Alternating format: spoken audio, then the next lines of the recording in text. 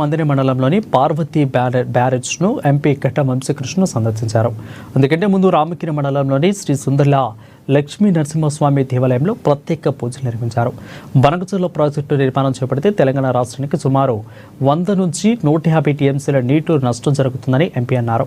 ఇక సిడబ్ల్యూసీ అనుమతులు లేకుండా చంద్రబాబు ప్రభుత్వం కేంద్రం అండదండలతోనే ప్రాజెక్టు నిర్మాణాన్ని మొదలు పెడుతున్నారని ఆరోపించారు. కాంగ్రెస్ సర్కారు బనకచెర్ల ప్రాజెక్టును అడ్డుకుంటుందని వంశీకృష్ణ స్పష్టం చేశారు.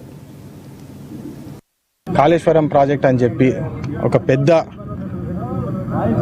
ఏమంటాము సినిమా చూపిస్తా అన్నట్టు ఏదైతే కేటీఆర్ గారు చెప్పినారో, కేసీఆర్ గారు చేసినారో, కాళేశ్వరం ప్రాజెక్ట్ ఈరోజు ఒక టోటల్ అటర్ ఫ్లాప్ ప్రాజెక్ట్ అయిందని చెప్పి మన కళ్ళ ముందే చూస్తున్నాము. ఇక్కడ ఇంత పెద్ద బ్యారేజు 8 టీఎంసీలు స్టోరేజ్ కెపాసిటీ ఉన్నది. సుందిల్లాలో దాదాపు 20 lakh క్యూసెక్స్ డిశ్చార్జ్ చేసే కెపాసిటీ. మీరు ప్రాజెక్ట్ సైజ్ చూస్తే కూడా ఎంత లార్జ్ ప్రాజెక్ట్ కట్టినారో, కానీ ఈరోజు ఒక్క నీటి చుక్క కూడా దీన్ని గేట్స్ ద్వారా పోతలేదని చెప్పి చాలా బాధాకరంగా చూడాల్సి వస్తుంది. ఇది ప్రజల డబ్బు, ప్రజల సొమ్ము.